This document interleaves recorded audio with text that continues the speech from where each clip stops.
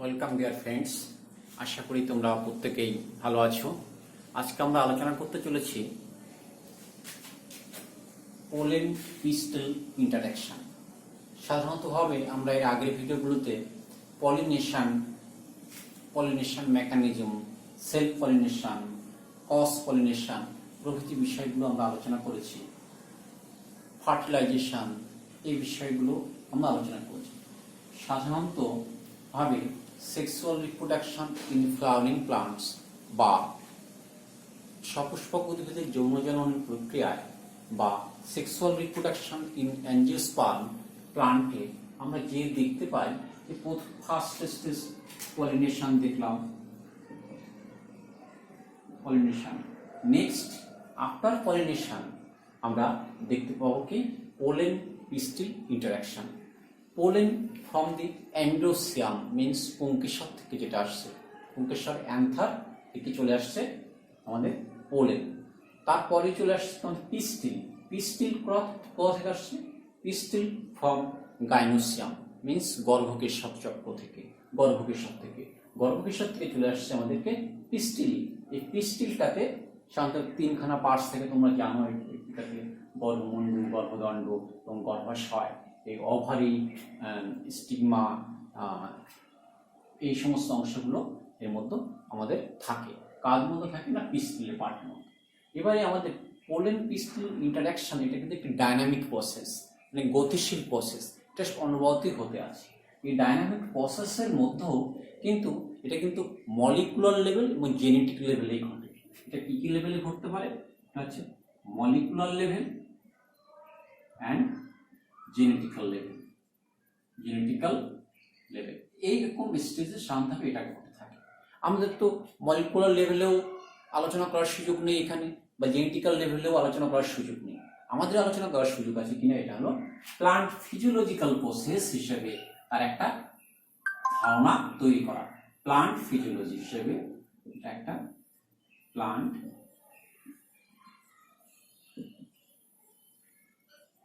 ফিজিওলজির একটি বিশেষ অংশ হিসেবে একটি ছোট ধারণা গঠন করা। এবং এই ধারণাটা, প্লান্ট ফিজিওলজির এই পার্টটা গঠন করতে গিয়ে কিন্তু আমাদের বিভিন্ন প্রজাতিতে মধ্যে এটা কিন্তু ভীষণভাবে পার্থক্য দেখা যায়।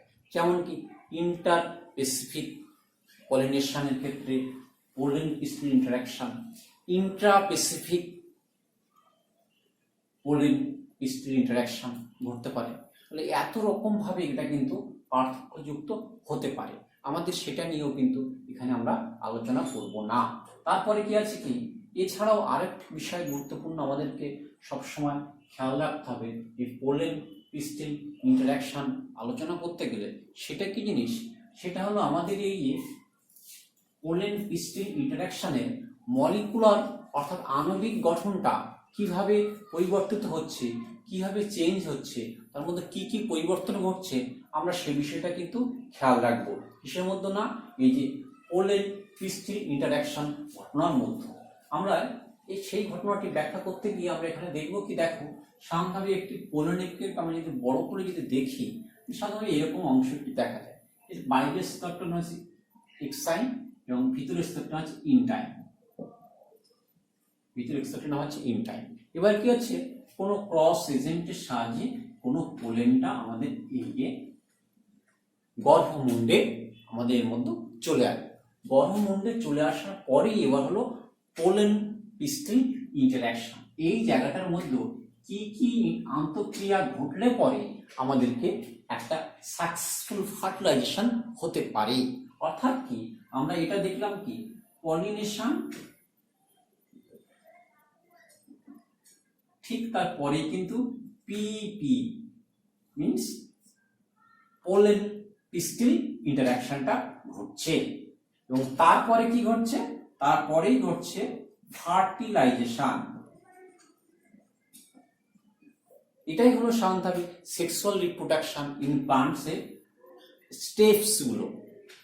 ঠিক আছে, তার পরবর্তীকালে এবার আমরা তাহলে এই যে অংশগুলো আমরা জানলাম, যে বাইরের যে স্তরগুলো আছে এক্সাইন এবং ইনটাইম, এবং সেটাই আমাদের এখানে চলে এলো গর্ভমুণ্ডের মধ্যে। গর্ভমুণ্ডে আসার পরে কি ইন্টারঅ্যাকশন ক্রিয়া এখানে ঘটতে পারে? সাধারণতভাবে আমাদের যে এক্সাইন যে লেয়ার আছে, এই এক্সাইন লেয়ারের মধ্যে স্পোরোলেনিন নামক এক ধরনের একটা পদ থাকে। স্পোরোলেনিন পদার্থ কিন্তু এই আমাদের স্টিগমা অর্থাৎ পোলেনটা স্টিগমার মধ্যে কিন্তু অবস্থিত হতে, অ্যাডহেয়ার হতে সাহায্য করে। এই বাইরের দিকের যে কোষ প্রাচীর আছে তার আবরণী হিসেবে এটা সাহায্য করে স্পোরোলেনিন। এবারে সাধারণতভাবে কি হয়, সাধারণতভাবে কখনো গর্ভমুণ্ড রোমশ হয়, রসালো হয়, সিক্ত হতে পারে, এরকম নানা রকমের হতে পারে, বা পোলেন সেখানে শুষ্ক হতে পারে, বা গর্ভমুণ্ড সেখানে শুষ্ক হতে পারে। কিন্তু এই গর্ভমুণ্ড মানে পিস্টিলের অংশে এবং পোলেনের অংশের মধ্যে ইন্টারাকশনের জন্য কতগুলো ভৌত ফিজিক্যাল কন্ডিশন এবং কেমিক্যাল কন্ডিশন অর্থাৎ ভৌত রাসায়নিক কিছু কিছু কিন্তু চেঞ্জ বা পরিবর্তন কিন্তু এর মধ্যে ঘটবে। কিরকম পরিবর্তন ঘটবে, আমরা সেই পরিবর্তনটা ঘটার পরেই কিন্তু পোলেন টিউবটা সৃষ্টি হয়। তাহলে আমরা কিন্তু স্পোরোলেনিন পেলাম, এবং এর মধ্যে কি হচ্ছে, এবং পিস্টলের মধ্যে কি হচ্ছে, রিসেপ্টর হিসেবে আমরা ওখানে কিন্তু কাকে পেতে পারি না, রিসেপ্টর হিসেবে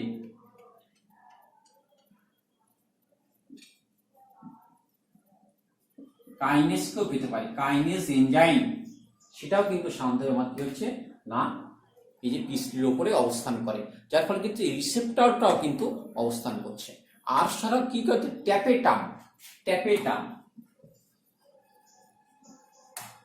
ট্যাপেটাম কম্পাউন্ডও কিন্তু আমাদের এখানে অবস্থান করে, যার ফলে কিন্তু অ্যাডহেয়ার অর্থাৎ যার সাথে স্পর্শ হয়ে লেগে যাওয়া এই অংশটা কিন্তু এখানে ঘটে। এছাড়াও আরো থাকতে পারে পিসিপি, পোলেন কোট প্রোটিন, যেটা আমাদের সাধারণভাবে পোলেনের উপরে থাকে, সেগুলো অনেক পরিমাণে থাকে। এছাড়া প্রোটিন থাকে, গ্লাইকোপ্রোটিন থাকে এবং লিপিড থাকে। এই কম্পোজিশন গুলো এর মধ্যে কিন্তু অবস্থান করে। কি কি অবস্থান করে, প্রোটিন, গ্লাইকোপ্রোটিন,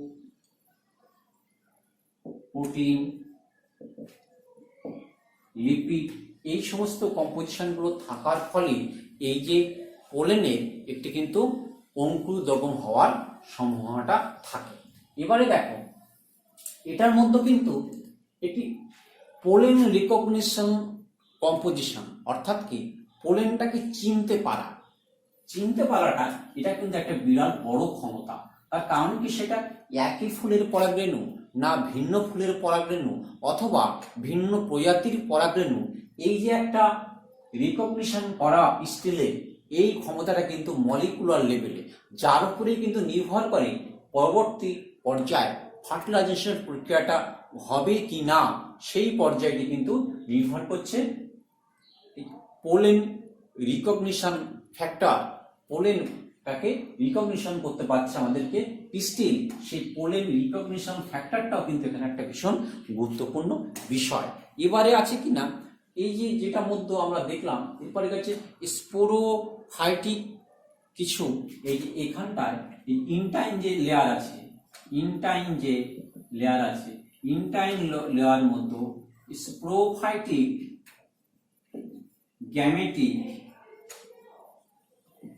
স্পোরোফাইটিক এবং গ্যামেটিক রিকগনিশন ফ্যাক্টর,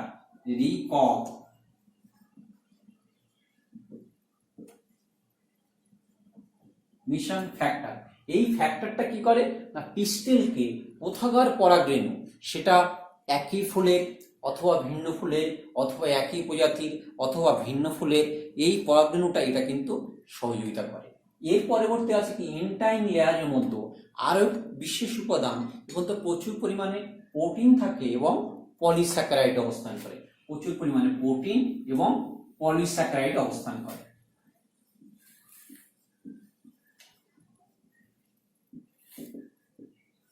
পলিস্যাকারাইড প্রচুর পরিমাণে প্রোটিন এবং পলিস্যাকারাইডের মধ্যে অবস্থান করে, যেগুলোর সাহায্যে আমাদেরকে পোলেন এবং পিস্টিলের ইন্টারঅ্যাকশন ক্রিয়াটা অত্যন্ত অনুকূলযোগ্য হয়ে ওঠে, ফেভারেবল হয়ে ওঠে, যার ফলে কিন্তু এবারে দেখো এই পোলেন এবং পোর্টেলের ইন্টারঅ্যাকশনটা ভিট্রো এবং ভিভো কন্ডিশনে বিজ্ঞানীরা পরীক্ষা করেন মানে ভিট্রো, এবং ভিট্রো বলতে কি, ধরো এই ঘটনাটা ন্যাচারাল ওয়েতে কিভাবে কি করতে পারে, ন্যাচারাল সিস্টেমের মধ্যে কিভাবে করতে পারে, আবার এটাকে ল্যাবরেটরির মধ্যে নিয়ে গিয়ে করলে কি ঘটনা ঘটতে পারে। আমরা তো ফুলের মধ্যে সব সময় মাইক্রোস্কোপ খাটিয়ে নিয়ে বসে থেকে সবকিছু দেখতে পাই না, তখন আমরা কি করি না ল্যাবরেটরির মধ্যে এরকম ফেভারেবল কন্ডিশন তৈরি করিয়ে পোলেন থেকে পরাগনালিকা সৃষ্টি করা হয়, যেটা আমাদের প্র্যাকটিক্যালের মধ্যে আছে। প্র্যাকটিক্যাল অন্তত পক্ষে পরাগনালিকা পর্যবেক্ষণ করাটা আমরা কিন্তু করতে পারি ল্যাবরেটরিতে। সেরকম ভিভো এবং ভিট্রো কন্ডিশনের মাধ্যমে কিন্তু পিস্টিল পোলেন ইন্টারাকশনটা আমরা পর্যবেক্ষণ করার চেষ্টা করি। তারপরে এরপরের মধ্যে আরো কতগুলো উপাদান আছে, যেমন ধরো যেগুলো অত্যন্ত গুরুত্বপূর্ণ, না হলেই আমাদেরকে পোলেন পিস্টিল ইন্টারাকশন হয় না শান্তভাবে।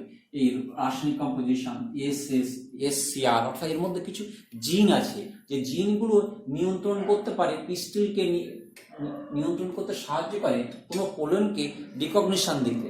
এসসিআর, SP1, SBP এবং P26 এরকম কিছু কিছু মূল্যবান জিন, রেগুলেটরি রাসায়নিক পদার্থ, যারা কিন্তু শান্তভাবে কি করতে পারে, প্রোটিনটাকে এরা রেগুলেট করতে পারে, বা প্রোটিনটার সাথে সাথে এরা পোলেনটাকে রিকগনাইজ করতে সহযোগিতা করে। এরা শান্তভাবে সবই কিন্তু আমাদের কি হচ্ছে না পিস্টিলকে সহযোগিতা করে। এছাড়াও আরো কতগুলো ইন্টাইন অংশের মধ্যে কিছু রাসায়নিক পদার্থ আছে যারা পোলেন পিস্টিল ইন্টারাকশনে সহযোগিতা করে, যেমন ধরো SCA, SLG, এগুলো কিন্তু মলিকুলার লেভেলের রাসায়নিক পদার্থ এবং জেনেটিক্যাল লেভেলের রাসায়নিক পদার্থ। এগুলো আমাদের আলোচনার সূচির মধ্যে নেই, তবে একটু সব অল্প করে বলে SLR1, ARC,